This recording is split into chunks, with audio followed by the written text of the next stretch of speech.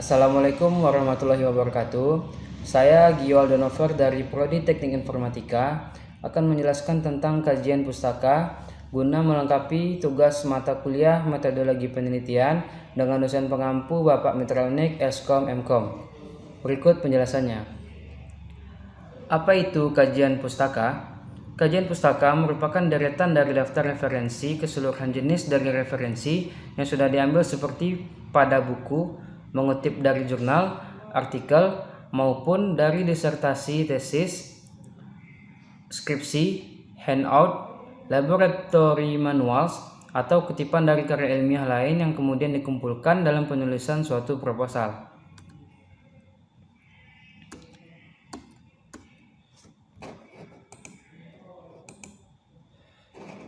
Bagaimana cara menyusun kajian pustaka? Kajian pustaka yang baik pada umumnya harus mampu menjawab 5 pertanyaan dasar yang dikemukakan. Contohnya, yang pertama, apa yang harus dilakukan diteliti oleh penulis? Mengapa penulis melakukan penelitian tersebut? Apa studi kasus atau di mana penelitian itu dilakukan? Yang keempat, bagaimana cara penulis melakukan penelitian tersebut? Apa hasil dari penelitian tersebut? Baiklah, akan kita bahas yang pertama, apa yang dilakukan atau diteliti oleh penulis.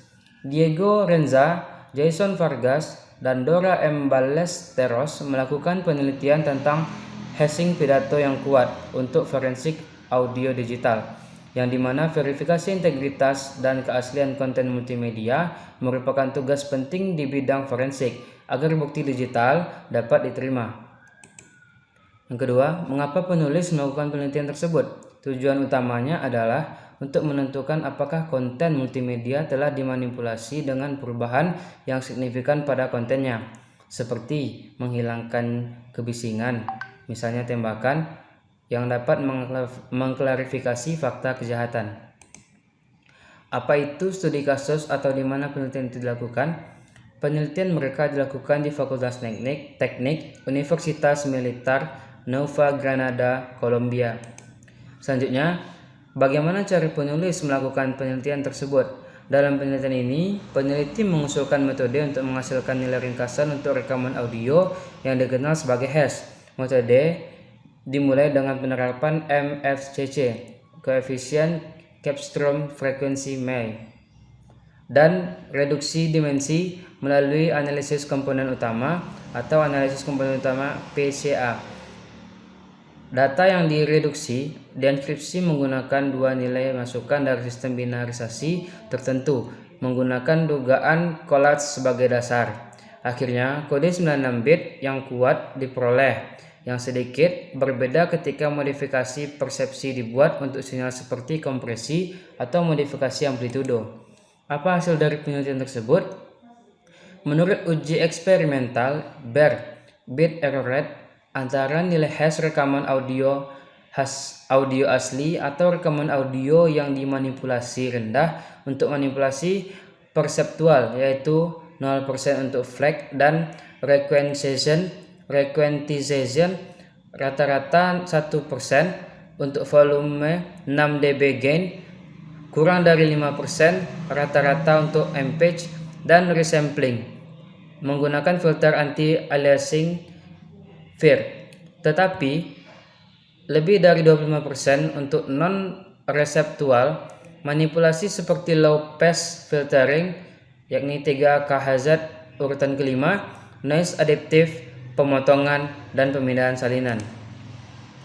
Lalu, hasil kajian pustaka yang telah disusun adalah Diego Renza, Jason Vargas, dan Dora M. Ballesteros melakukan penelitian tentang hashing pidato yang kuat untuk forensik audio digital, yang dimana verifikasi integritas dan keaslian konten multimedia merupakan tugas penting di bidang forensik agar bukti digital dapat diterima.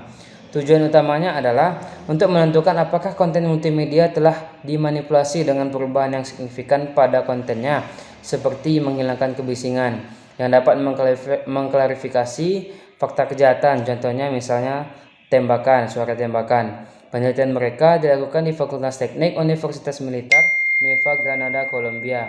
Dalam penelitian ini, peneliti mengusulkan metode untuk menghasilkan nilai ringkasan untuk rekaman audio yang dikenal sebagai hash.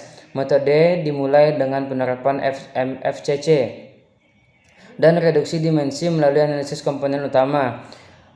Komponen utama itu PCA. Data yang dienskripsi menggunakan dua nilai masukan dari sistem binarisasi tertentu menggunakan dugaan Collet sebagai dasar. Akhirnya, kode 96 bit yang kuat diperoleh, yang sedikit berbeda ketika modifikasi persepsi dibuat untuk sinyal seperti kompresi atau modifikasi amplitudo. Menurut uji eksperimental, bit error rate antara nilai hash rekaman audio asli dan rekaman audio yang dimanipulasi rendah untuk manipulasi perseptual, yaitu 0% untuk flash dan requantization, rata-rata 1% untuk volume 6 dB gain, kurang dari 5% dari rata-rata,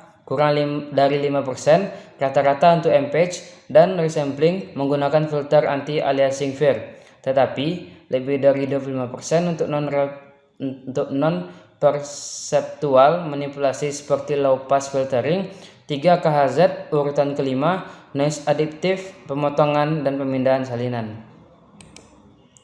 Demikian yang dapat saya sampaikan tentang kajian pustaka. Lebih dan kurang saya mohon maaf.